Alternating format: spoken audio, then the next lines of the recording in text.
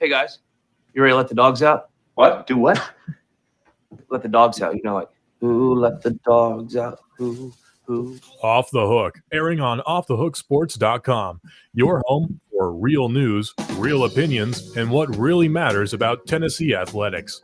Always available on Apple Podcasts, Spotify, Stitcher, Google Play, TuneIn, iHeart. Like, share, follow, subscribe. Always available wherever you find your favorite podcasts. Welcome on a Tuesday. She's Amanda LaFratta. I am Dave Hooker. As we are off and rolling, Crazy Nug's already with us. Thanks for waiting. And I had a fancy new intro and I hit the wrong button, so we'll see that later. Oh, I was wondering. You're like, check out the new intro, and I was like, oh, it's great. It's great. Yeah, so we got a lot to get to. We want you to hit that like and subscribe button, and we want you to share as well. Comment below. Coming up on the program today, we will have a news segment that I'm excited about. Tell us about it, Amanda. We're going to call some people out in the SEC. Yeah, definitely. It's Try Again Tuesday. And what we're going to do is we're going to say something basically that someone in the SEC has done that is stupid. And then we're going to say, try again. Yep, I like it. And also, we'll have that coming up. And as we do each and every Tuesday, we'll have Caleb Calhoun, his thoughts on the Vols over the weekend. No press conference yesterday, as it is an off week. Speaking of the off week, let's get to the down and dirty at 30. And I want to start with the Tennessee LSU game time announced. And that announcement on Off the Hook Sports is brought to you by Honey Bee Coffee. Honey Bee Coffee. It's just darn good coffee, Amanda LaFratta. Yeah, it really is. And when I was, sick and I couldn't have any, it kind of sucked. I'm not going to lie. I just liked it. I like it and I missed it. So. Well, we're back now, and Amanda and I have a production meeting at Honeybee Coffee tomorrow, so I'm looking forward to it. I'm not a big coffee drinker, but I will down 3 cups of that in a heartbeat and not even think twice. It's just that good. So be sure and like and subscribe. The Down and Dirty at 30 brought to you by Honeybee Coffee, and let's start with a noon kickoff for LSU. I naturally just thought in my mind that would be a 3:30 kick or probably a night game, but I definitely didn't think noon. I was absolutely stunned by that, Amanda. And it'll lead us to today's tough question eventually, but I know you've got a lot of Tennessee fans that you're buds with. What are their thoughts? I think it's actually better for Tennessee's football team because I believe that it's an 11 a.m. start for LSU. It's a noon start for Tennessee. I think it helps Tennessee because you don't play at night. But, Amanda, if I'm a fan, I probably want to see a night game there. So I think it's pretty split.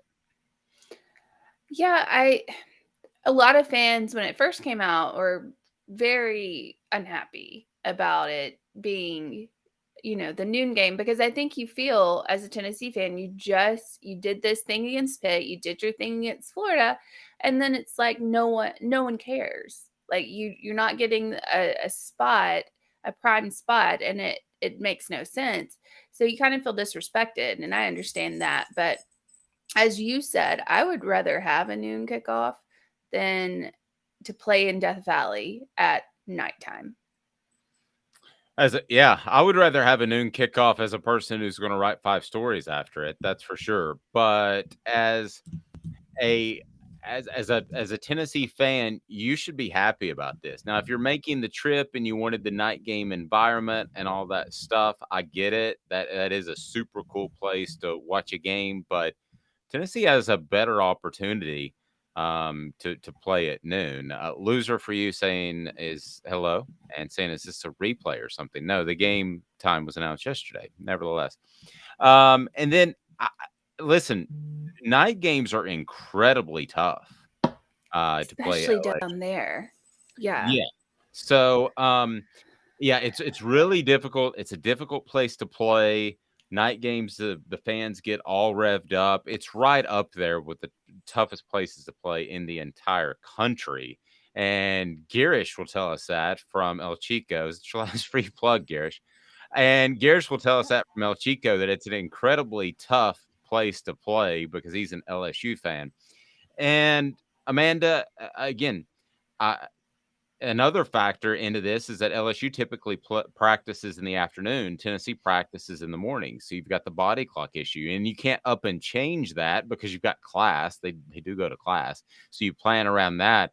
I just thought it was a really big surprise and a really good thing for Tennessee, quite frankly. The down and dirty at 30 continues with that Nico guy still recruiting for Tennessee. Nico Iamaleava is constantly on the prowl for prospects on the recruiting trail, and he was last weekend as well. 5-star quarterback from Warren High School in Downey, California, was in Knoxville for the Florida game, and Tennessee hosted several highly rated prospects this past weekend, including Boo Carter. So Carter, who's from Chattanooga, said he enjoyed the rowdy environment, but also said he got really close to Nico. And we think that Carter is going to play, from what I've been told, cornerback, but could he be a guy who plays on the offensive side of the ball? Certainly could be. And then we had a person, the loser for you, asking if we're delayed. He said, I'm a Gamecock fan. Well, let me tell you this. I'm sorry, but that's not going to work out for you. So go ahead and think of the next head coach. But another guy that we mentioned on offthehooksports.com that you can check out is Cam Pringle, who right now you would think would stay in the Carolinas, either North Carolina, South Carolina, or perhaps even Clemson. So I think Tennessee, no offense to you, South Carolina fan, but I do think that Tennessee would like to see things not go well for any Carolina school, but especially South Carolina with Cam Pringle, because they might be able to pull him in. I think he's leaning towards South Carolina at this point. But Tennessee, this is probably a little bit before your time, but Amanda, Tennessee's entire starting defensive line for the '98 national championship was from North Carolina. So if they can continue to have a foothold in there. Now it's different with the Carolinas. You've got Clemson, and you've got a lot of people that recruit that area, including Florida has extended up into there more than they ever did before. But if you can dominate that area, it would be huge for the Vols as far as recruiting. Yeah, absolutely. And with, in 98, I don't think that North Carolina or Duke really had much to say in football. And I know we're seeing that now, is that we're seeing North Carolina in there. We're seeing Duke. They were undefeated until they played Kansas, which is crazy. And no one thought that was possible. But yeah, we're seeing the Carolina teams really step up over there. Now, of course, you have Clemson, who's been good for the past 10 years. But you have, South Carolina is really dropping the ball in the Carolinas as far as that goes. And I have a friend who's a huge South Carolina fan, and he doesn't like what's happening at all. So hopefully they'll come back in a couple of years, but it's not looking good. Man, I hate even calling loser for you that name, because he seems super cool. He said, no offense taken, and that this is better than First Take. Thank you. I appreciate that. And I will take Amanda LaFratta over Skip Bayless any single day. Any single day. I can't stand it. John asked Dave your thoughts on the defense. Should Banks just go ahead and blitz more? The zone versus UF was so soft it made Richardson put up all the SEC numbers. That's something I talked to Chris Landry about, and that will drop later this afternoon. Yeah, I think that Tennessee would have been better off just bringing pressure. I think that Tennessee played soft by design, keeping things in front of them. But mentally is where you have to be disciplined. You can play off coverage, but it doesn't mean that you have to miss tackles. It doesn't mean you have to miss assignments. And I thought that ended up happening. So it is one of those situations where you have to have the maturity to know that just because you're playing soft coverage, you can't lose that aggressiveness. You can't lose that edge. And I thought Tennessee did at times Saturday in the second half, Amanda. Yeah, I agree with that. And like we talked about before, Anthony Richardson played the game of his life, and I don't know where that came from. I mean, seriously, he played better than he's played in any game. And maybe, we've talked to Florida people and they say that Florida is they don't consider Tennessee much of a rivalry anymore. Well, maybe that's actually not the case, because we saw this Florida team get up to play. But it's still very encouraging for Tennessee fans that they were able to finish that game as bad as it, looked like it was turning. And some more news, the Down and Dirty at 30. Tennessee picked up, we start every day at 8:30, by the way. Hit that like and subscribe button. Please share. Tennessee picked up a pair of weekly awards for individual performances from the SEC on Monday. That was not a surprise. Hendon Hooker was definitely going to get the SEC Offensive Player of the Week award. He did, based off his performance, which was just fantastic. Talking to Chris Landry, he was the highest graded player, Chris Landry of Landry Football, who's on our YouTube channel and breaks down every SEC team and even every conference. Right there, you can check it out. So he said that Hendon Hooker graded out the highest of every single player on Tennessee's team. And he's not just grading by stats, he's grading by the actual assignments and what he was supposed to do. Now, Javontes Spraggins was tabbed the SEC Offensive Lineman of the Week. And I thought Caleb Calhoun, nothing against Javontes whatsoever, but I thought Caleb Calhoun brought up a great point. You had a situation where Cooper Mays, who, yes, works with us at Off the Hook Sports. You can hear his podcast. Plug away, Dave. What am I doing? But, Amanda, he was tasked most oftentimes with handling a dude that was well over 400 pounds, Des Watson. And he moved him on the goal line. And I'm not sure why Javontes was picked over Cooper Mays. Perhaps they held the if you watched it, there was a bad snap apparently, but it wasn't. He was just trying to get the ball off because he saw somebody that was offside, so it was a free play. And Amanda, I was surprised that Cooper didn't get that. I didn't want to jinx him, but I thought he would probably get Offensive Lineman of the Week. But instead, Spraggins gets it, and I'm sure that Cooper has no problem with it. No, I mean, Cooper seems like the guy who's very much of a team player. And I think you're right on that snap. But if people who were doing these grades actually went back and looked at it and realized what Cooper was doing, I think he would be hands down the favorite to win that award. I mean, there's no doubt. That's an Aaron Rodgers type move. I mean, Aaron Rodgers does that all the time in the NFL. I have to be honest for a second. I'm a radio guy, and so I'm not used to looking at message boards while we're on the air. But crazy just cracked me up. That UFD lineman was just a fat, and he was, and 400 pounds, you can't be all muscle. No, but it's still 105 pounds compared to Cooper, who's lucky to be 300 and was very undersized coming into college. So John said we played the receivers so far in front of us because we were so concerned being taken by AR-15's legs. Totally agree. But that doesn't mean you need to lack discipline. So a couple other notes on Hendon Hooker, a story on offthehooksports.com I would encourage you to read. So visiting, you might have remembered it was late in the first half. There was a bit of a tussle between Hooker and a couple of Florida defenders after he was hit hard, and they tried to keep him down to slow up the pace of the game, kind of like people fake cramps with Tennessee's offense. And Hendon Hooker's got that dog in him, Jacob Warren said, and it showed. He kind of got in somebody's face. It was nothing egregious. It was what you would like to see. Step up the line, but don't even put a toe over it. You don't want a penalty there. But Hooker is so calm and collected in press conferences, it kind of took me back a little bit. And Amanda, I thought it was super cool. That guy's a competitor. It has nothing to do with the last name, but it doesn't hurt. I just absolutely love Hendon Hooker and the way he plays. Yeah, I mean, he's not. There's a difference between being a competitor and being a show off. There's that difference between losing your emotional hold and being in the competition. Hendon Hooker is very much the competitor. He has his emotions in check.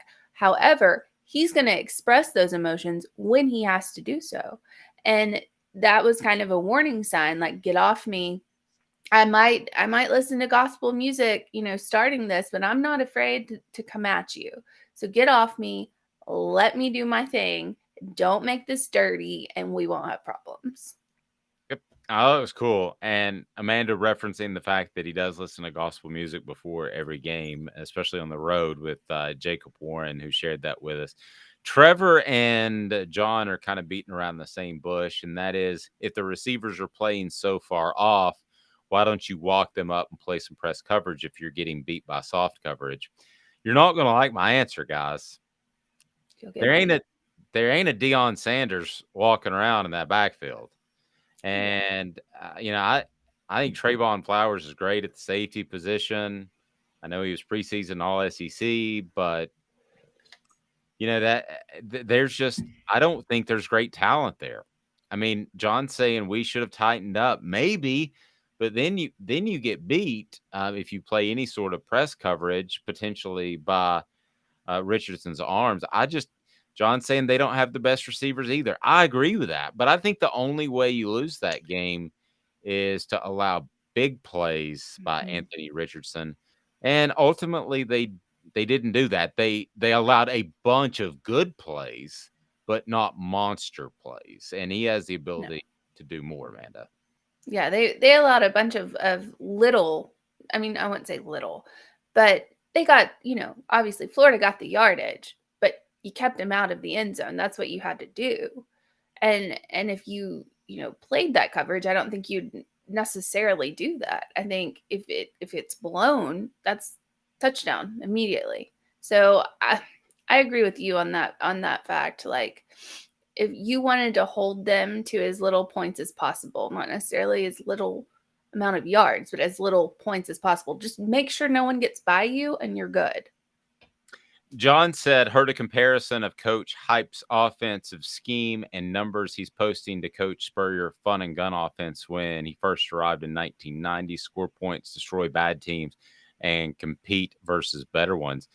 Except for the tempo aspect of it, yes, I think there are some similarities there. I've compared Josh Heupel to Steve Spurrier because he's handling most of the play calls on the field. I don't know if you've ever been on a sideline before, but good Lord, it's impossible to tell what's going on. I don't know how you call plays, but that's a special ability. Just like if you want to say Michael Jordan could jump higher than anybody or any other sort of special, God gifted you with this. God gifted Josh Heupel and Steve Spurrier with the ability to see things and call plays.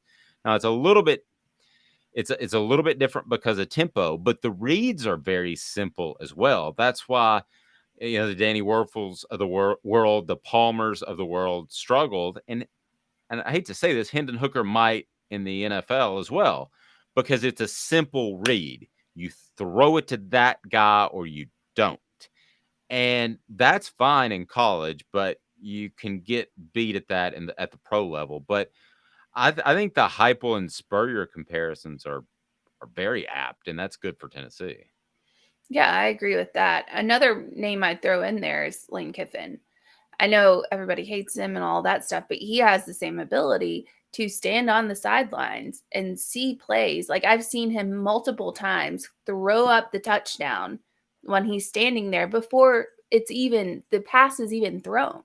Like, he has the ability to read that on the sidelines, and that's incredible to me. I've always found that incredible because I have been there looking. I can't see past these 300-pound linemen. I have no idea what's going on when they're like lined up and you're just staring at them point blank. It's amazing to me that anybody can be able to tell stuff while on the sidelines. That's incredible. And I know he relies on his coaches in the box, and I'm sure that's a big factor. But how you see defensive coverages, in particular in the secondary, blows me away. And Danny saying next year we'll have more speed in the backfield. I assume he's assuming, or he's talking about the defensive backfield. I kind of thought they would already with the transfers and the young guys coming in, but they haven't been able to establish themselves yet. So let's get to today's tough question. Today's tough question today is brought to you by my realtor, Andy Mason, andymasonrealestate.com. And Andy is just fantastic. Here's kind of his business model. It might work for you. Best prices, best service, end of discussion all over the Knoxville area. Andy Mason. So he brings you today's tough question. And Amanda, we were going to do this around the LSU kickoff. Yes, sir. How do we want to attack this? Because there's a couple of different ways we could go after it. Is it good for Tennessee's football team? Are you happy as a fan that it's a noon game? I think you should be, but you might not be if you're making the trip. But how do you want to phrase it? How do you want to put this together?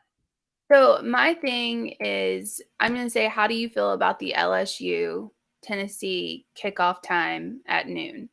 Or noon kickoff time. And if I'm a Tennessee fan, I don't necessarily think I'm upset about that noon kickoff, because guess what happens? You're going down there. You're obviously not driving down in the middle of the night Friday to go to the game and then driving back. Like, that's not happening. You're gonna stay. You're not gonna go to a game all day and then just head on back, or fly back. You're gonna stay the night. So say Tennessee goes down there and just rocks it.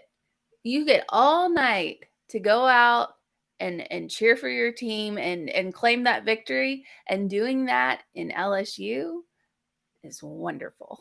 So I have told you before that I graduated from Tennessee, but I put aside my rooting interest a long time ago because I didn't think it would be a good idea professionally to not be objective. And I thought that get the emotional roller coaster I've seen other homer media be on is just not healthy. And what happens, what coaches don't understand is that when you're a homer media, you rip harder when they lose because you're upset. And sometimes you unfairly criticize. But I will tell you this, I loved when Tennessee won on the road, because I could go out and have a cold beverage and everybody was chill. Whereas if the home team won, I just went back to a hotel room. Yeah. Or went to like some sort of steakhouse or something else that didn't involve watching football. And usually it was a hotel room because I wanted to watch the rest of the games that night. So there we go. Today's tough question. So our choices are concerning the LSU game. And what's the question? You set it up for me. So how do you feel about the LSU versus Tennessee noon kickoff time? And the choices are going to be, I feel love it. I feel disrespected. I feel I hate it. And then it's going to be probably wish it was like hate it, wish it was at, prime time or whatever. That's I'll get that out. Like, I like it. Obviously. I like it. Nutrition World is we're so happy to have them on board, and you can order all of your supplements right there from Nutrition World. Please do so, because I know you're already taking a lot of things. Whether it's I take supplements, vitamin D, vitamin B, and all that sort of stuff. You can get it right there at Nutrition World, and you can click on their ads on our site, and they've got the e-commerce store, so you're going to get the best prices, and they take a lot of pride in making sure they have the best possible products for you. So we'll get today's tough question completely molded, and we will visit with Caleb Calhoun. Bear with me, big audience out there. Tell you what, you give me 2 minutes, I give you the world. Gary Viles here. I want to personally invite you to North Knoxville's newest sports bar and restaurant. It's Big Orange Phillies, located in Black Oak Center. And yes, folks, it's happening in Halls. Big Orange Phillies offers family-friendly environment with homemade meals and the best deli-style subs around. Billiards, darts, jukebox, shuffleboard, and cornhole, and a full bar. We also offer valet parking on weekends and during special events. We even have a covered back patio. It's happening at Big Orange Phillies. We want, we need, and we appreciate your business. Hi, Mike Davis here with City Heating and Air, reminding you to always dare to compare. Our team provides quality local heating and air service, installation, and maintenance across East Tennessee. We use only the best equipment like American Standard heating and air conditioning for your residential, new construction, or commercial needs. Honesty, dependability, and customer satisfaction have been the cornerstones of our business since 1961. City Heat and Air. Dare to compare. This is Al's Dish Barbecue Supply, so come on in and see all the different rubs and sauces we have, plus a complete line of Green Mountain grills. Don't be overwhelmed. We have plenty of help so you can produce the best barbecue and amaze your family and friends. Barbecue is America's food. We'll do what we can to bring you all the best products. We're Al's Nest Barbecue, where Chattanooga goes to grill.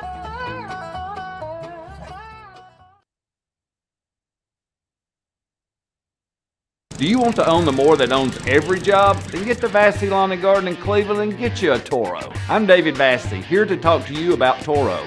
With a Toro Zero Turn, you'll get more out of every minute and you'll reach the finish line faster. At Vassey's, we like to say, no matter if you're mowing 3 acres a week or 11 lawns a day, homeowners and business owners alike find confidence in equipment they can trust from top to bottom. Vassey Lawn and Garden, Highway 60 North in Cleveland. Man alive, it's worth the drive.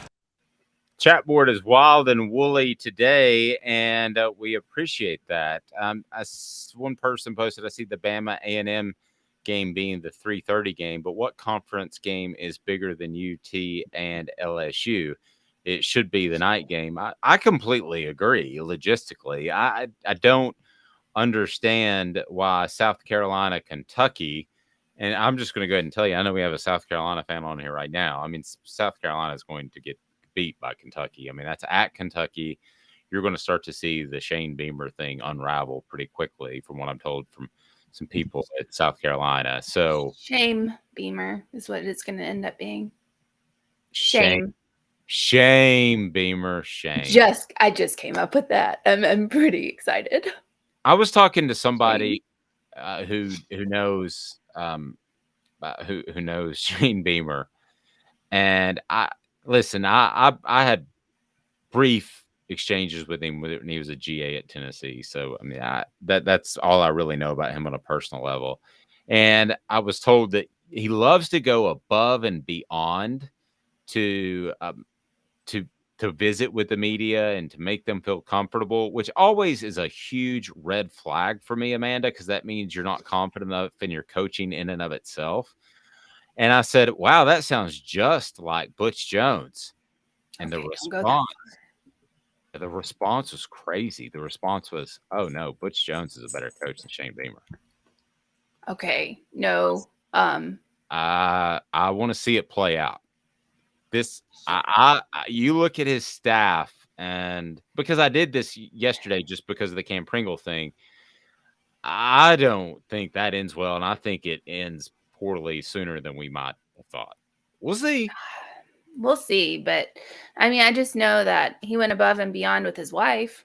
Just saying that, like, He did out very, very pretty. He did outkick his coverage. She was there at SEC Media Days.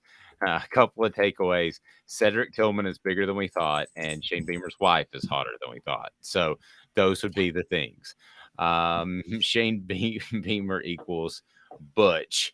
Craziest saying. The mattress place is where you need to go for your mattress. And do this for me. If you've even thought about needing a mattress, or you might one day, go ahead and go to the mattress place, and they will totally take care of you. And the mattress place is 30 to 70% off each and every day. And we're talking about over 225 5-star reviews on Google. That's really strong. The mattress place. Tell them Off the Hook Sports sent you. We would greatly appreciate it. And again, everybody that we do business with and everybody that's on the site is vetted, which doesn't happen when you hear a bunch of commercials, so maybe traditional radio. We know all our peeps, whether it's Honeybee, whether it's Craft Treats, whether it's whoever, Andy Mason, and we either work with them or will if we need their services. Caleb Calhoun, I work with him and I need his services. I also need his screen fix, which I just did. Caleb Calhoun joins us with Off the Hook Sports. And Caleb, we were just talking about the fact that Javonte Spraggins received the Offensive Lineman of the Week by the SEC, but why wasn't it Cooper Mays? I think there were a couple of reasons it wasn't, and I don't think either was Cooper Mays' fault. I'm going to be honest. I think there was the 4th down sack that was a busted protection, was right up the middle. I think that was Brenton Cox who was on there. Don't quote me on that, but it came right up the middle. And it came after Cooper Mays had blocked him and then moved off of him. But the reason Cooper Mays moved off of him, if you see, was that there was another guy he had to block. And Jalen Wright was supposed to pick up the rusher and just got absolutely obliterated on that play. And so I think that sack might have been attributed to Cooper Mays, even though it shouldn't have been. And but I think you're going to reference the other one, too, in which I thought it was a poor snap for about half a second, and then I realized that Florida was offside. So it's Cooper's job to get the snap off. And I did talk to him after the podcast on Sunday, and I asked him just to explain to me what happened, and he said that it was a situation where, yes, he's going to snap it as quickly as he could, and he didn't think Hendon Hooker was ready for it. So while it looked like an awful snap, if Hooker's ready, he probably reels it in. But the point is, it's a free play. He saw somebody offsides. So what looks like a bad play, if you're looking at it, actually is a very, very intelligent play. yeah, I mean, does Tennessee even get that offside penalty if he doesn't snap it right there? No, he probably gets back. Yeah, exactly. So yeah, that was a very heads up play. And then there was one more, the 3rd and 10 completion to Princeton Fant on the 99-yard touchdown drive. It was the play before the Ramel Keaton pass. Once again, there was a player that blitzed up the middle. Hendon Hooker did a great job avoiding the blitz to get the ball to Fant. But again, that was on Jabari Small, who got a little confused in the backfield over who he was supposed to block. So, there seemed to be a couple of times where the running back's supposed to pick somebody up and didn't. I've seen that happen a couple of times this year. Both of you guys take a sip of Honeybee coffee at the exact same time. I love it. So, Amanda, let's reset today's tough question because I want to get Caleb's take, and it has to do with the noon kickoff. That stunning to me that it was a noon kickoff or 11 Central Time at LSU. I thought that would be a 3:30 game or a night game, but the TV peeps didn't go in that direction. No. And so today's tough question: how do you feel about the LSU versus Tennessee noon kickoff time? And there's 4 options. This is disrespected, not surprised, I wish it was later, and I love it when early. And right now, love it when early is dominating. So I am with the love it when early people if you're a Tennessee fan, and I can't say that enough. I mean, 1,000 times over, I'm with love it when early, mainly because I think if you're playing LSU in Death Valley, you want to play them at 11 in the morning. You don't want to play them at 7 at night.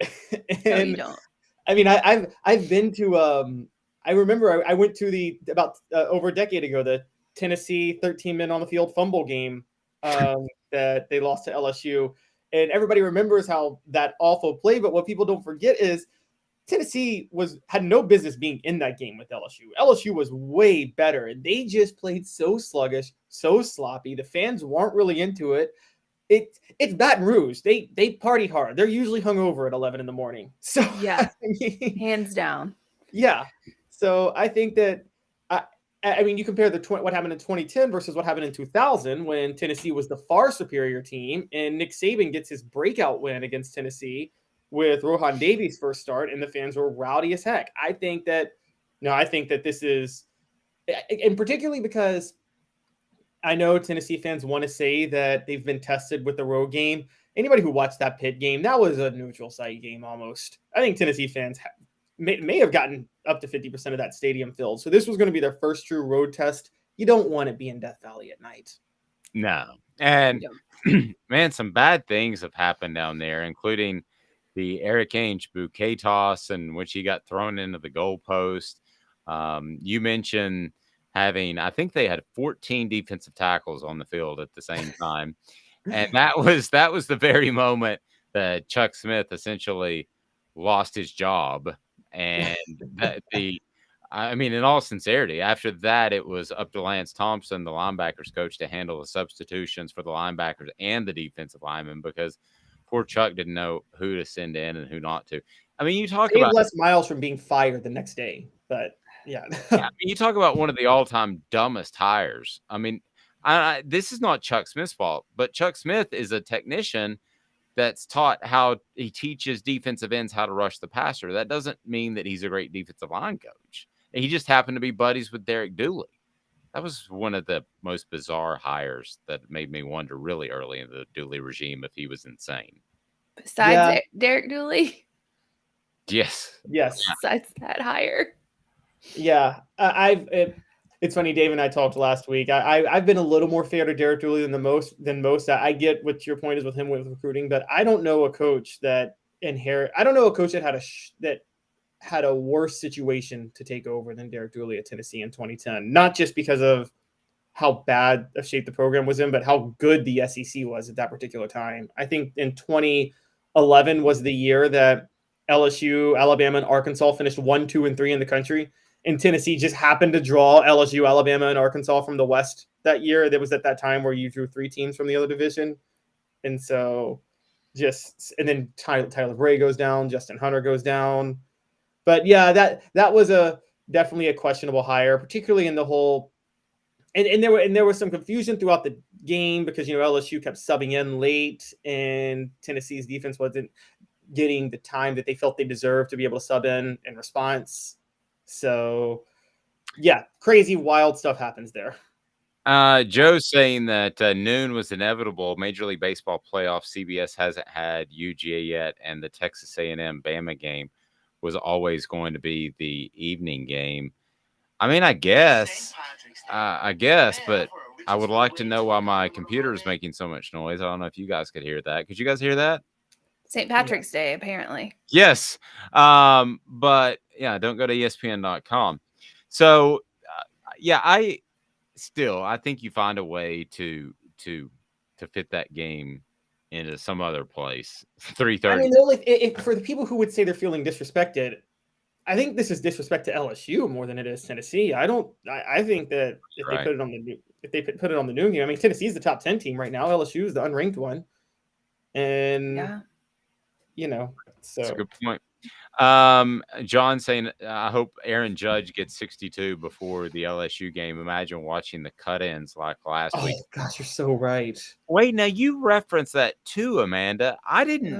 Is it because I'm on a different streaming service? I didn't get any cut-ins. You didn't get any cut-ins? No, I got the alerts on my phone. I was kind of scratching my head yesterday what you were talking about because no, I didn't get any cut-ins of Aaron Judge. I don't know if it's a different. Are we talking about during the day, throughout the day? Is that what you're talking about? Yes. It was almost every college football game, I swear. And it was I think Auburn, Missouri, like right at the end, which it was, trust me, it was not a great game. I can't remember when it was, but it was like at pivotal points in games, they just flip and like have Aaron Judge over here and then like the college football game over here. And It was everywhere. Every single game, like it would not stop. It was the most insane. I just wanted to claw my eyes out watching that. Yeah, well, Chattanooga is known as like Gig City, so I've got a different provider, so I'm not really sure why, but I didn't see that. I was actually planning on going to Baltimore on Friday to see Aaron Judge, and because I have a feeling he hits it on Friday. And he hits 61. I called Caleb to ask if he wanted to have lunch, which was a way for me to then, kind of work into the conversation. Hey, do you have a couch that I could sleep on? We didn't get that far because Caleb's going to be out of town. So I was looking for a free place to stay. But no, I wasn't really doing that, Caleb.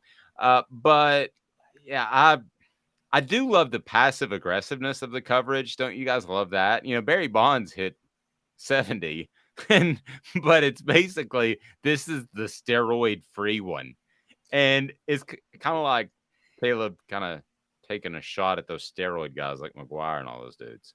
Yeah, and it's kind of funny because like I'm so mixed on it because growing up, like my first love as a sports fan was King Griffey Jr. So like I took it very personally to see McGuire, Sosa, and Bonds all surpass him in stardom in the late 90s and the 2000s. And there was all this talk of why is Griffey not keeping up? I'm like, well, because he's human and he hit 30. And when you hit 30 and you're not juicing, you're gonna get a little bit worse. But I'll say this with Aaron Judge that I think he's played 149 games now, and so he's only got 5 to break the Babe Ruth record. He's tied it at least, but still no one surpassed without cheating 60 home runs in 154 games. Yep. And but I feel like the Albert Pujols thing is getting overshadowed right now. Like that should be the thing. That should be what's going on. They're probably both juicing. I saw Mark McGuire hit 2 of his home runs in person, by the way, in St. Louis, just FYI. Who cares? He was cheating. I don't care. I was still like in 5th grade. Get off me. It's cool. To be fair, McGuire didn't cheat initially. He did cheat in 98, but like he did break the all-time rookie home run record in like 86 or 87. McGuire was the guy that was like the 29-year-old player, but when he came in at 21. So when he was like 25, he was already looking like he was aging. And so I think he took steroids to like just offset some really rapid aging that was happening with him. Craft Treats, as we get back to Tennessee, a little off topic there. Craft Treats is a great place to go. Crafttreats.com. Type in the promo code Off the Hook Sports for 20% off for great craft treats and dog treats that will help your pet with social anxiety or car ride anxiety or whatever the case may be. And they are just fantastic, wholesome. They make them themselves, so your pet's going to be in good shape. So, Caleb, as far as the off week, it's an opportunity for Tennessee to take a guy who's flashed and take him to another level. That means playing more. That means being more comfortable, more packages. Who are some of those players that you think could take a step in the off week? And I'm going to go first, even though he didn't have a big impact last week, which surprised me a little bit. So maybe there's something I'm not aware of, but that would be Squirrel White. I believe that Squirrel will have an increased presence after the off week, given some more time to work on his game. Who do you think that might be? I was going to go in a similar route, funny enough, because I'm going to say Jimmy Holiday in the kick return game. I think that if you looked at Tennessee football as a stock exchange and you talked about assets to buy that are being undervalued right now, I would say the return game in general, because everybody's upset about the failed recovered onside kick. And I get it. You got to recover those onside kicks. But Jimmy Holiday had a 27-yard kickoff return and a 34-yard kickoff return over the weekend, and it seemed like he came close to breaking one of those. And so I'm with you. Squirrel White would do the same in the punt return game. And I think they finally have who they want in both spots, and they now have 2 weeks to really work on it with just those guys. Don't put Trayvon Flowers back returning punts. I'm going to write that in all caps. Yes, I agree. He doesn't bring you any explosion. I think the one mistake, the fumble against Pitt, was probably an aberration, but still, it's just not the same explosion. And then I'll give you one on defense, Joshua Josephs. I think he could play more. I think he's flashed. And with an early bye week, I think they know what they've got out of him. I like his upside. I talked to people over there at Tennessee that think that his ceiling is rather high, Caleb. I could go with that. I've been shocked the number of times I've heard his name called this early in the year for a true freshman edge rusher. I did not see that coming. On defense, I would actually go probably, and I think out of desperation more than anything, Christian Charles. I don't think anybody can handle the number one cornerback spot yet, but I think Christian Charles is the only one athletic enough to do it.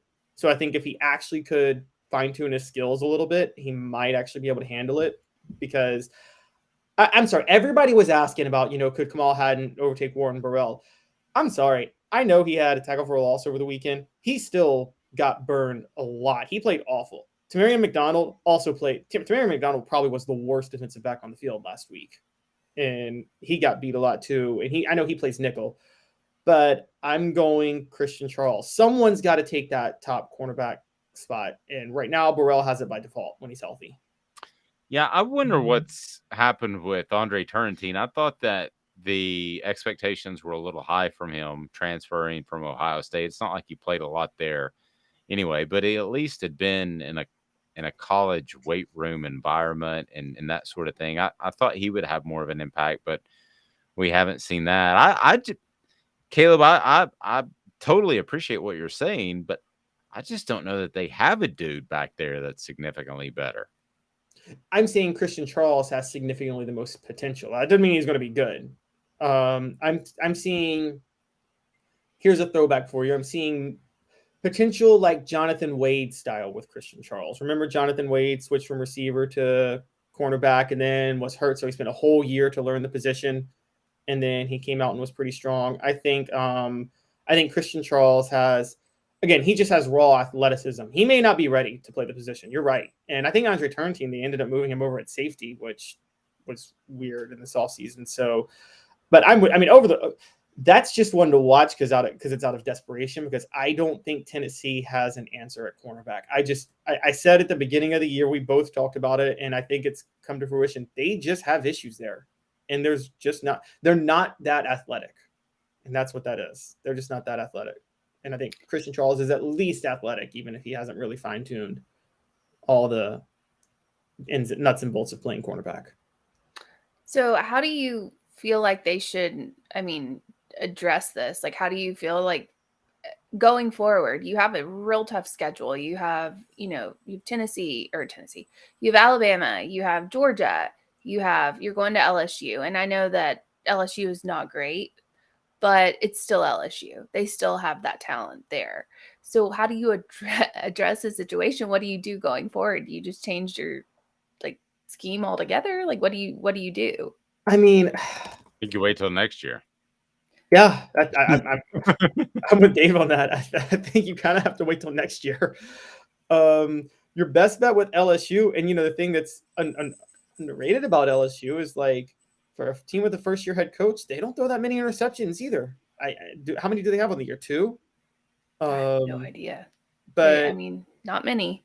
Yeah, not many. And so you kind of, again, this is an LSU team that, let's be honest, they should be undefeated right now. It was a series of ridiculous mistakes why they lost that first game to Florida State.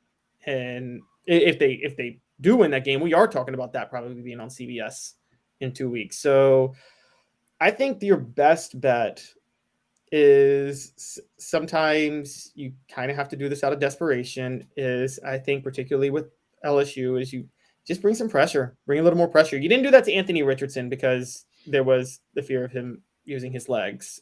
And I think against LSU, you just got to blitz a lot more. You just got to start bringing more pressure with the linebackers. They're not that useful in coverage anyway. The linebackers, we've talked about it all year, aren't that good in coverage. I don't hate that, because I think you feel better about your safeties than you do any other position on the defense. I agree.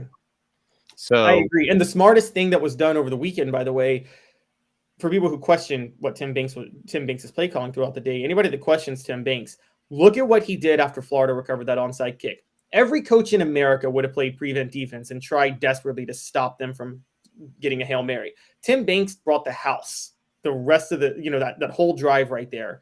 And on that final Hail Mary, he brought 6 guys, which I've always said on Hail Marys, it makes way more sense to bring pressure than it does to drop back and play prevent, because they have to let the play develop to throw it. Yep. Let's get a reset of today's tough question, and the reset and where we stand brought to you by Zool Beer Company. Zool Beer Company. Go to zoolbeer.com. Fantastic panoramic view of downtown, great place to hang out, and worldwide award-winning craft beer. Got it. It's almost as hard as Nico's name. Amanda, where are we with today's tough question? All right. So how do you feel about the LSU Tennessee noon kickoff time? So we had 4 4 options: disrespected, not surprised, I wish it was later, and I love it when early. Love it when early is winning big with 73%. So a lot of people, Tennessee fans, don't necessarily think, there's 0% that think it's a disrespected move. Like they don't feel disrespected by the move. There's 11% or 8% that aren't surprised. 16% wish it was later. But for the majority, Tennessee fans, I think, really understand that this is an advantage for Tennessee versus one for LSU. Yep. Interesting. Okay, so we've got a new bit that we want you to take part of, Caleb. It's Try It Again Tuesday, and Amanda LaFratta came up with this. So we'll get an element together, and it'll be all fancy eventually. But for now, it is me saying Try It Again Tuesday. Brought to you by Vassy Lawn and Garden. Man alive, it's worth the drive. So Try It Again Tuesday. You can look back in the SEC or Tennessee, for that matter, and you can say, hey, that didn't go real well. You need to try that again. So, Amanda, do you want to start? You got to Try It Again Tuesday for us? Oh, I definitely have a Try It Again Tuesday. This is what started this whole thing. So Arkansas released in lieu of the checkerboard Neyland thing. Ole Miss first released a let's stripe Ole Miss. So they're going to try to stripe it with blue and red and white. That's okay. Try it again, Ole Miss, because that's not going to work out. Everybody needs to leave the checkerboarding, striping. Just leave it to the Vols. Leave it to the Vols. But Arkansas especially said, we're going to do a red out game for Alabama versus Arkansas. It's the same color. Like, it's very close, similar colors. And I don't know if they realize that opposing fans aren't going to wear white. That's opposing teams. So it's going to look exactly the same as it would if you just didn't say anything. So try it again, Arkansas. Try it again. Yeah, I like that. Try It Again Tuesday. What about you, Caleb? I know we're catching it kind of off guard. And if you want to post on the message board, we'll be glad to read those out. Try It Again Tuesday.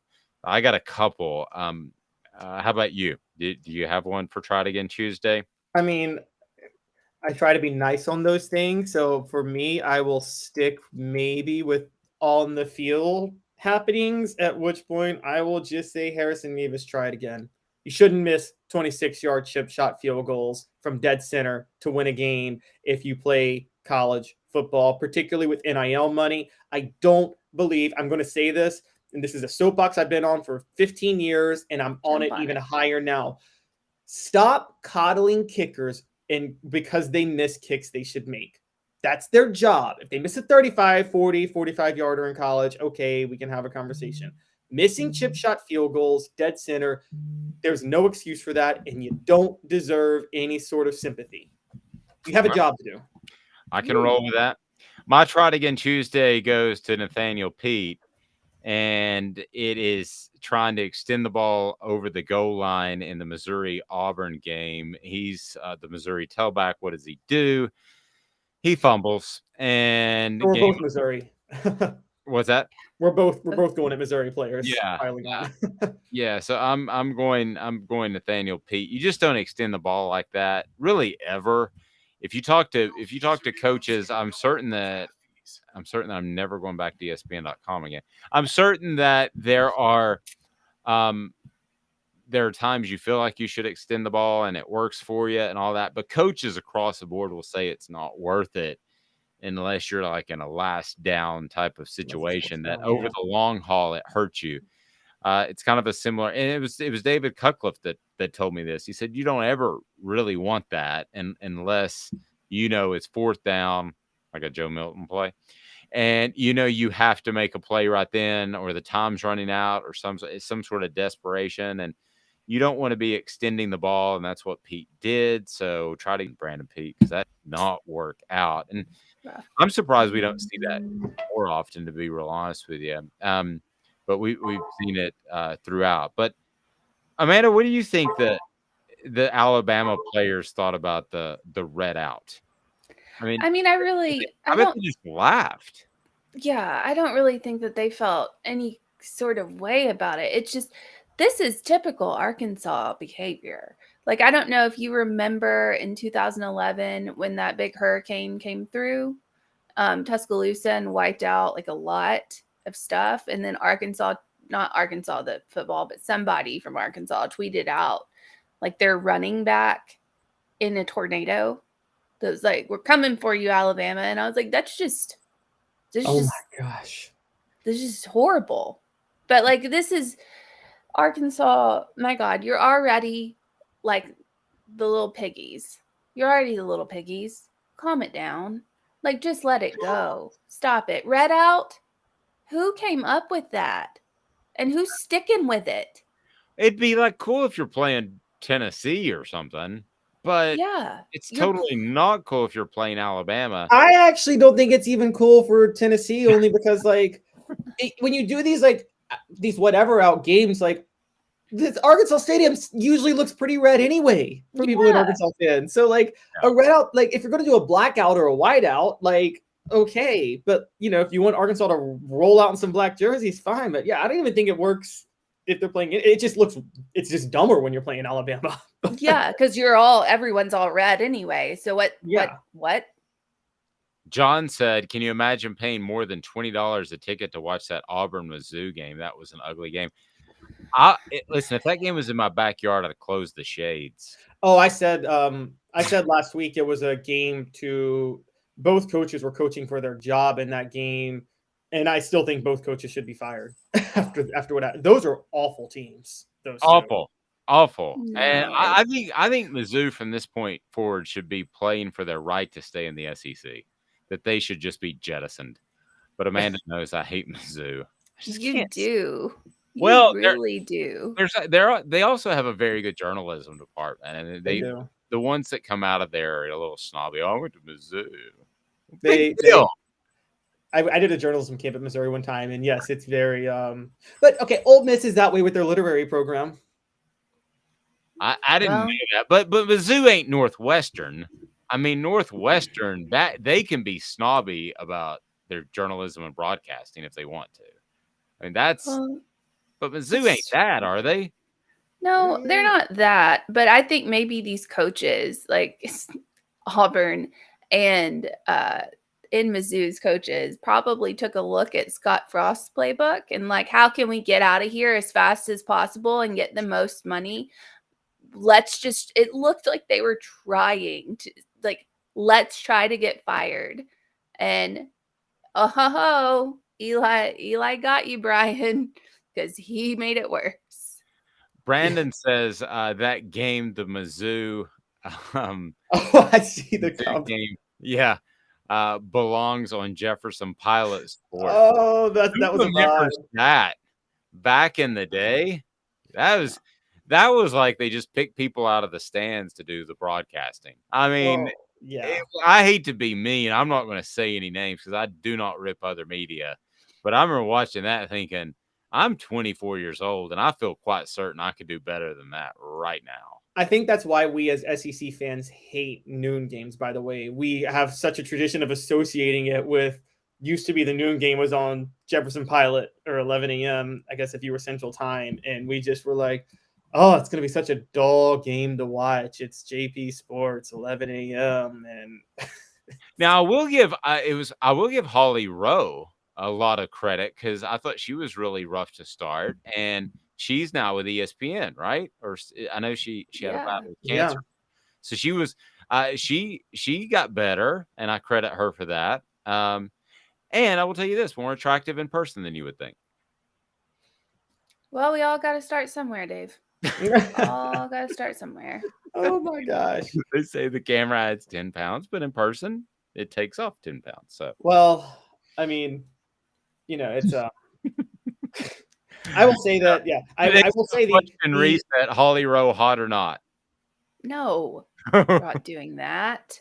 The Bluegrass Miracle did happen on Jefferson Pilot Sports The LSU game, yeah. LSU game. LSU Kentucky, when the Yep. LSU band members came out there and was like Yep. on the field, and Yep. Kentucky scored through the band. Through the Oh, I band and love the fans. Yep. That was a JP game. Could we not have come up with a better name than Bluegrass Miracle? It's Kentucky. I mean, I've actually said this. It's funny because we're talking How about the Commonwealth Catastrophe? That was pretty good, though, isn't it? Yeah, that's actually a pretty good one. Like, if you're LSU. Yeah, that's true. This happened at LSU. This is for LSU, so it's Tennessee and Kentucky have very much embraced a lot of their bluegrass country folks roots, which I'm fine with. I think sometimes they gotta work. I think Tennessee does it better than Kentucky does. Work a little bit harder to appeal to some younger fans and recruits. At the same time, I've always said, like, the checkerboard overalls. I'm sorry, if I was a recruit, hot take, I'm not a fan of checkerboard overalls. You look super square when you wear those. I thought the same thing on Saturday when you said that. That is crazy. Super square. Did you mean to do that? No, but well crafted. Yeah. Joe said, didn't Tom Hart start there too? I don't know if Tom did or not, but Tom's very good. I know he started as the play-by-play voice of the Tennessee Smokies, and I was like, well, you're not going to have him for long because he is really, really good. So I'm curious. Hit that like, subscribe, and share button if you don't mind, because how differently would Tennessee be viewed if they ran an offense like Arkansas with the same results? I want to dig into that for a second. Brought to you by Viles Automotive Group right there on Callahan. Viles Automotive Group has a great selection and has the service that you would expect out of somebody you know. It's about integrity. It's absolutely phenomenal. You've got to go Viles Automotive Group for your next car purchase. So, guys, really, what you have with Arkansas and Tennessee offensively is much the same thing. And it's an approach to overcome a talent deficiency because they are not as talented as the Alabamas or Georgias of the world. And last year, Tennessee was even further behind in proven talent. So was Arkansas in its first year under Sam Pittman. So how differently would Tennessee be viewed? Let me start with Amanda, because what you have is essentially the triple option of the 80s and 90s. It is a way of tempo to offset talent. So with Sam Pittman, he's going to run the ball and control the clock. That's his way of offsetting talent deficiencies that Arkansas has. How differently would Tennessee be viewed if they were that 3 yards and a cloud of dust type of offense as opposed to the high-flying offense? Even if they had the same amount of wins, the exact same amount of wins last year and this year. Amanda, let me start with you. How differently would they be viewed? I mean, a lot differently. I feel like they're not the type of offense that Tennessee runs makes them exciting and makes them fun to watch. If you're going to tune in to a game, you want to see, like, defense wins championships. We've all heard that. I think it's changed a little bit. If you want to see a game that is high powered and fun and great to watch, Tennessee is that game. Everyone wants to see that. Everyone wants to see that kind of offense now. You don't want to see the ground and pound 3 yards, 4 yards. You don't want to see that anymore. You want to see those high-powered offenses. So Tennessee would be viewed, I mean, similar to, like, I don't know. It would be like watching Auburn, Missouri. I mean, it's just you're gonna have to go there. Well, I'm just saying, like, that's how boring that kind of stuff is, where you're just sitting here just like, can you just get down the field and not take you 10 minutes? Please just get down the field. But Caleb, along those lines, so it's different, but is what Sam Pittman is what he's doing, because he's going to be able, if everything's equal, he's going to be able to get some better defensive prospects at times because they don't have to be on the field nearly as much. I would think if everything is equal, coming down to prospect between a defender choosing Arkansas and Tennessee, and he's 50-50, that could be a factor in his decision. Is what Sam Pittman is doing at Arkansas more sustainable than what Josh Heupel is currently doing at Tennessee. I think that if it was a standard spread offense, you might have a point with Josh Heupel. But as we've talked about, there's a lot more. I don't want to say complexities, but he does. Again, he uses the run a lot. He really works to establish the run. It's just tempo is all he does. I think I think they're a little bit different, and I think they kind of work for their areas. Josh Heupel is going to be very quarterback and receiver based. Well, he's got Florida connections, so guess what? He can recruit some receivers. And nowadays, you can get a quarterback from anywhere if you find and particularly with NIL money. So I think Josh Heupel has it right for his system. I think Arkansas, and Kendall Briles is very ahead of the curve as an offensive coordinator. I think he's very good with his personnel and understanding what needs to be done. I think that one of the underrated things for and Dave, you've followed recruiting, so you probably know this really well. If you track NFL talent, and Arkansas is basically a gateway to this region. There's a unique amount of offensive line talent that comes from the Great Plains. And I mean, I think one of the biggest reasons Nebraska struggled under Scott Frost, I don't think Scott Frost is a bad coach. Scott Frost ran an up-tempo, skill-based offense. Nebraska's completely gone away from what made them so good in the 90s. Now, the triple option is not going to work anymore. That's a dead offense. Defenses are too fast. But you can find an offense. I think Arkansas's perfected the art of finding an offense where you can really maximize the advantage of offensive linemen and elite offensive linemen. And I feel like Nebraska should have gone that route because, Wisconsin, yes, they're struggling this year, but Wisconsin usually stays pretty relevant every year because they're like, we'll find 5 guys that work on corn dairy farms and in the rural parts of our state, and we'll plug them up front and we'll just manhandle you and run it and win 10 games doing it. And I think Arkansas is more along the lines of being able to do that. Tennessee more can get, because of Heupel's connections, because of where they are, is more capable of getting certain athletes, particularly on the outside. And so I think that I think their styles fit for what they do. Yeah, and it was funny you mentioned that. I hadn't really thought about it, but in that area, Nebraska, Arkansas, you're talking about a lot of developmental guys that are old man strong, I would call it, just naturally strong and corn-fed guys. Yep. The guys that come up through, the ranks a lot of times too. Brandon Burlsworth, the award that goes to the best former walk-on. Rest in peace. He was that type of guy. He was a walk-on, kept getting better and better.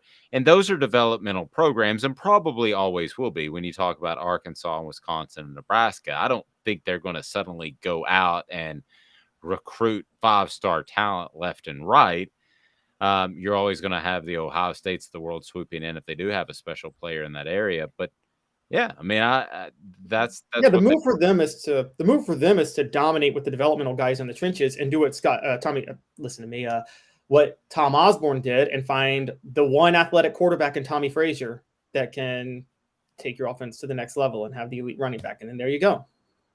Yeah. So what's the running back's name? I saw him in person twice and I suddenly can't remember his name. Lawrence Phillips or Ramon? Lawrence Phillips. Yeah. He was an interesting cat. Yeah. He had some real issues. What's he doing nowadays? Does anybody know? Because last I heard, did he pass away? I thought he passed away. Oh, well then, okay, I didn't know that. Well, on the corn-fed side, I mean, just with what we're talking about, it's always like I feel like more of it's deep, like it's offensive linemen, but a lot of it's defensive, like people, like the Watt brothers for Wisconsin. Like who, by the way, Butch Jones wanted to make J.J. Watt a tight end. He did. Yeah, he did. Those are the kind of examples of like the corn-fed, like go out and pick up the hay barrels at the end of the day kind of thing. You're right. The trick with that, though, on the defensive line is defensive tackle. I mean, this is really what ended the triple option as a unit, as an offense is, particularly in the South. There kind of became a realization that you can get defensive tackles that have the athleticism of track stars. Yeah. And just like, I still will never get over that too. It blows my mind that Tennessee had John Henderson and Albert Haynesworth playing in the middle on the same team one year. I mean, that's like the most freakishly amazing combination of athleticism in history. Well, I can remember asking. I said, "Do you think that?" I think it was Philip that I asked this. It might have been an offensive line coach. There was a Barry that was an offensive line coach, I think. Mike Barry. It might have been him. I can't remember who I asked. And I said, do you think Albert, because he was like a year or two behind, I said, do you think Albert can be as good as John Henderson? And the answer was better. And I was like, really? And he goes, yeah, he has that quick twitch even more than, and he said he will just absolutely sting offensive linemen where they don't want to be a part of it anymore. And I think you saw that. I think there were times where Albert wasn't in the best shape of his life, but was still a dominant force for a while in the NFL. I mean, there's a reason the Titans franchised him twice. There's a reason the Redskins paid him $30 million. And yeah, I don't know how we got off on those guys, but there should be a lot of guys in that area. And I don't know why is it called corn-fed? Does anybody know that? Because actually it would be protein that you would want to eat that would make you stronger. It's just it's the agriculture area. Yeah, corn grows out there. Yeah. Well, I know that, but it's like corn. That's all it is. I don't No, know. I mean, yeah, exactly. It should be, but if we're talking about strong guys, it should be like the protein shake guys. Guys, this is America. They sneak corn into everything we do, though, into everything we eat. So That's true. This is you got a couple of big food companies that are like that. Yeah, sorry, I'm not going to go off a tangent on that. But have you ever had smoked corn? By the way, I'm from Memphis. I've had smoked everything. Yeah, smoked corn, man, is fantastic. And you need to go to Alice Nest Barbecue to get that smoker, that Green Mountain Grill, because you can smoke your corn right there with the rest of the meat. And they have all the sauces and the rubs that you could possibly imagine. It is unbelievable. And it is Alice Nest Barbecue right there in Noodlewall. Okay, Caleb. So I don't know if you got anything planned today. If you do, go ahead and plug it, tease it.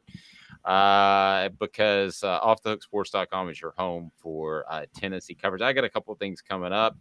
The first person who called Jacob Warren after beating Florida was a former Vol who kind of sort of knows the feeling because he played the same position. Also, I'm going to have my final thoughts on final wrap up of the Florida game, the takeaways, and we got a recruiting column coming up as well. But anything you got planned for the day, Jacob? Did you just call me Jacob? He did. Caleb? Just so you know, my little brother's name is Jacob, and my parents were like, I don't know why, named us both our first name John Calhoun. So literally my little brother's John Jacob Jingleheimer Smith. His name is my name too. Anyways, yes. Well, I was thinking Jacob Warren, not your brother, but go ahead. Yeah. I think I'll work a little bit on I might write something on. I've been thinking about this on just defensive Tim Banks and his defensive schemes over the weekend. Love it. You know, I don't know how you guys feel. I think that some of the coverages were just necessary because of what they were worried about with Florida. I don't think we know how good of a coach he is because of the limitations and the way the entire program is structured around offense and the way they practice. I agree. I just don't think we have any. He could go on to be Vince Lombardi, or he could go on to be Butch Jones. I don't know.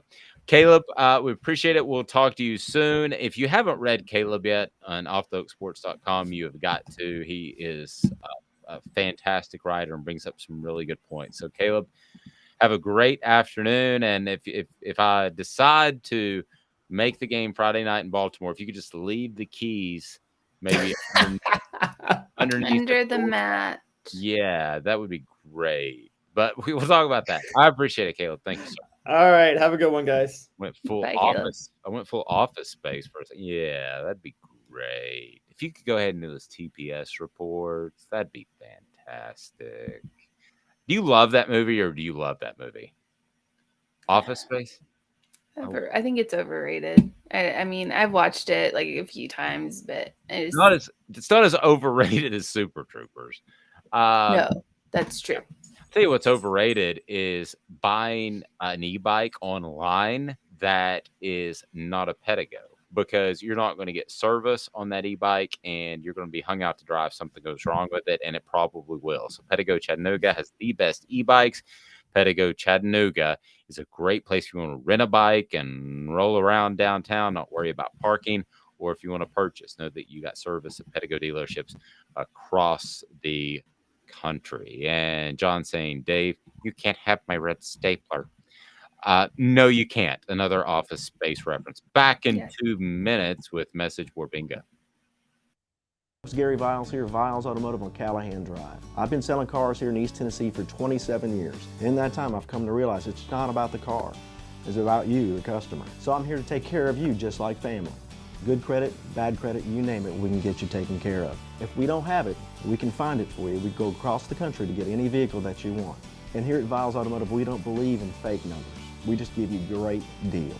And as always, we want, we need, and we appreciate your business.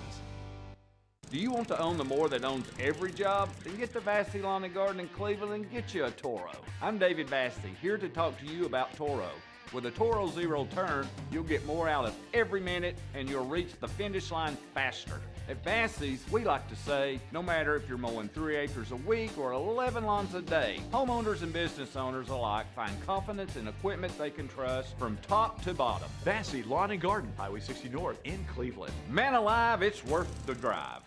This is Steve Rain. I own the Midnight Oil and Michelin Tire Direct service station here in Ooltewah. It's not a fancy place, never has been, but it's a clean place with clean restrooms and good folks who work here. We sell gas and fix cars, nothing glamorous, but we love what we do, and we're going to keep doing it for a long time to come. There's not many real service stations left, and that's a shame.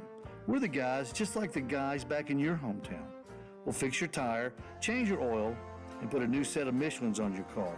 If you want a Twinkie, you'll just have to keep on going. Thanks for the business.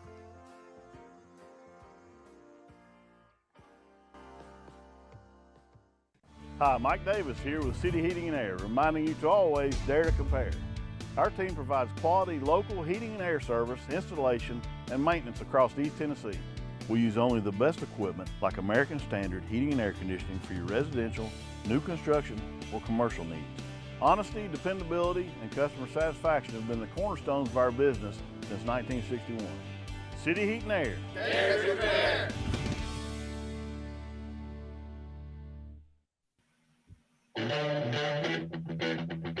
Oh no. I love this. I get thrown off every time. Please allow me to introduce myself. It's a cool mix-up. It is right here. Like right here it is, and then after that, it's just too much. Kind of goes off the rails. Definitely Zeppelin is my favorite band of all time. Mine too. If I had to go second, though, it'd probably be the Stones. I mean, I think Sympathy for the Devil is probably the best written song ever. And that was the opening lyrics of that. That one song to me, as a collective, it's by far Zeppelin. But that one song to me is better than anything Zeppelin did. I know you're going to go crazy over that. Oh, look. We'll have to talk about this off the air. I got the look. Daniel saying Attack of the Porn Bots. I'm sorry, guys. I delete those as fast as I can, and it is absolutely brutal. So, no, we are not the ones posting Uxteen Ishne 18 blonde. No, it's not me. Ishnush 19 brunette.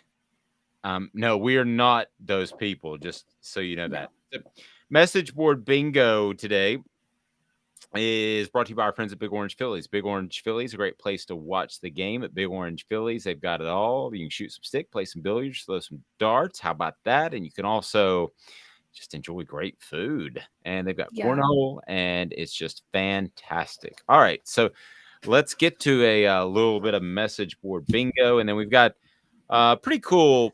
Well, I think it's pretty cool.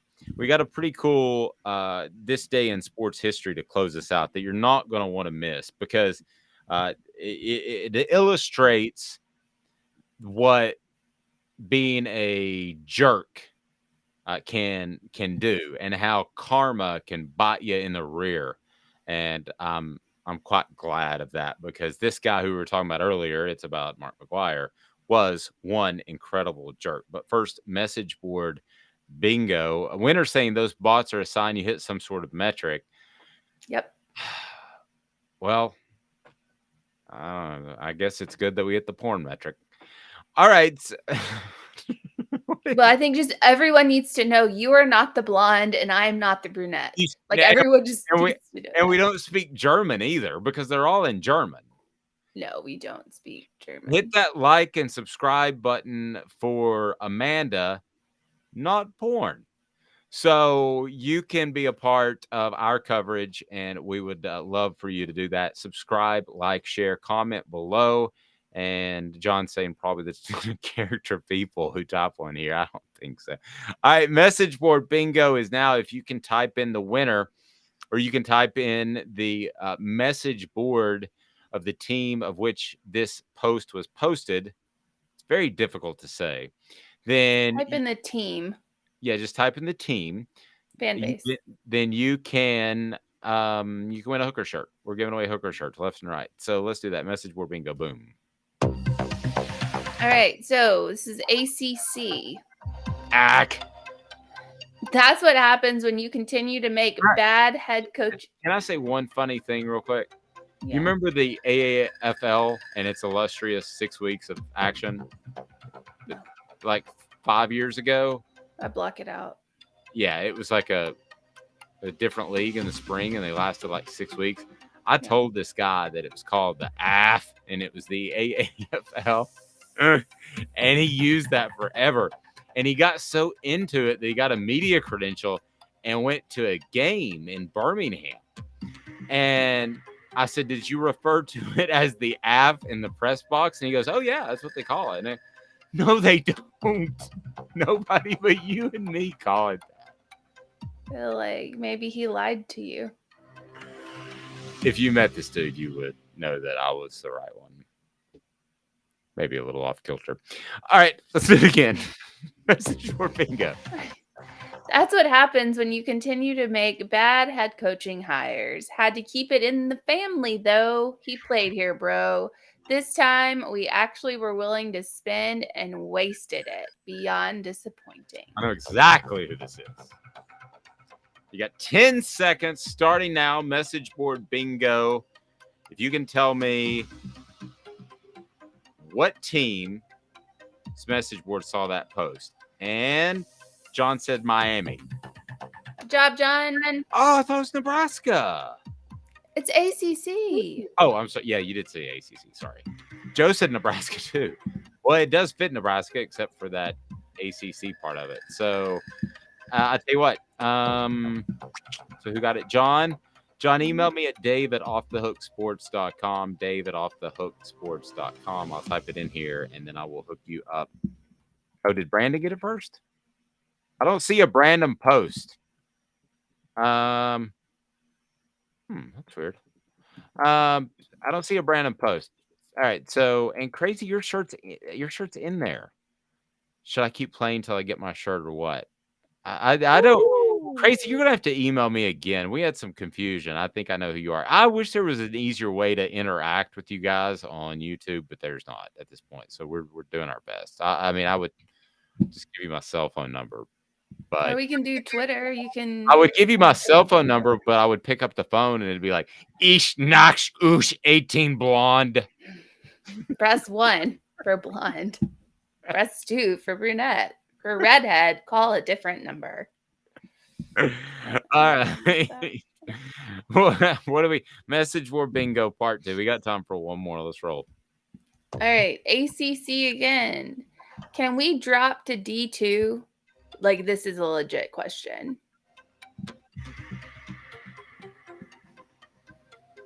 Can we drop to D2? Yeah. And this is an ACC team. Mm-hmm. Oh, I think I know who it is. You got 10 seconds. Once I come up with it in my head, winner EC says Georgia Tech. No. That's who I thought it was. You got 5 more seconds.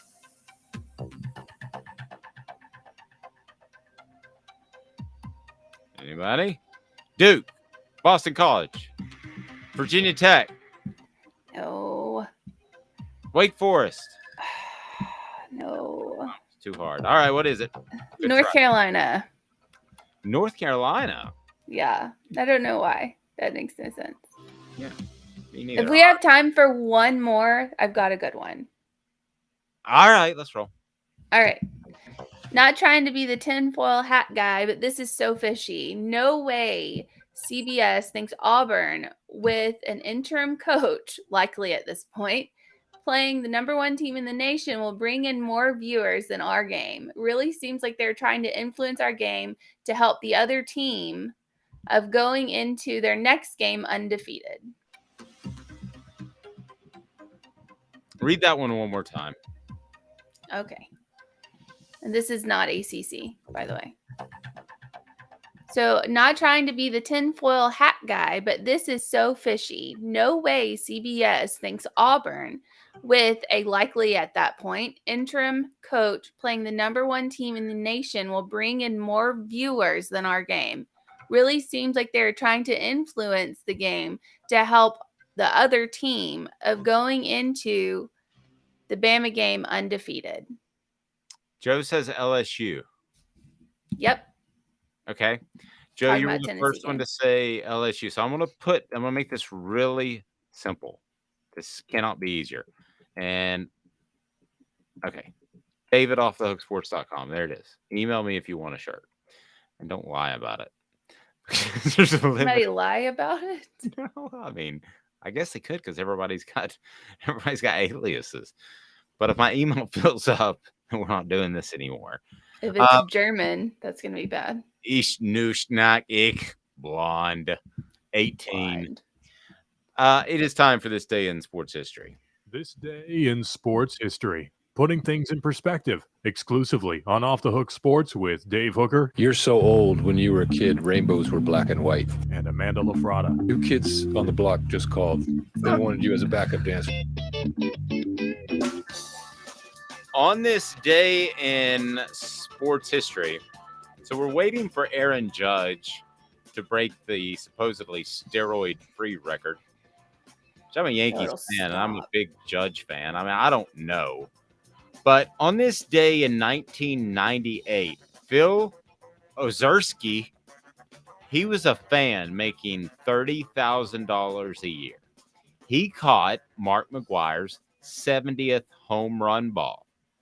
I think I said earlier Barry Bonds had the record. That means it's so inconsequential in my mind. The Cardinals asked for the ball in exchange for a signed bat, ball, and jersey. Ozerski, all he said was I also want to meet McGwire. So he's making $30,000 a year. Okay. So that's all he wants to do. And they offer him a signed bat, ball, and jersey. McGwire says he wouldn't meet him. How big is the jerkitude in that? I'd keep the ball. He did. 3 months later, he sold it for guess how much? $50,000. 3. I'm holding up 3 numbers. Another guess? 300,000. Higher. 3 million. $3 million. So Mark's jerkitude made that guy financially independent when he was trying to be a good dude. So there. Good for him. That's called karma. That is absolutely called karma. So I love it. City Heating and Air Conditioning is about integrity, a lot like that guy, and unlike Mark McGwire. And City Heating and Air Conditioning services all of the Knoxville area. It's HVAC at its best. And we certainly appreciate them and their support. Like I said, with all of our sponsors, anybody on our site, if it's on our site, we either do business with them or we would and will when we need their services. Have a fantastic day, everyone. 8:30 tomorrow morning, we'll be with you. She's Amanda LaFratta. I'm Dave Hooker. This has been a presentation of Off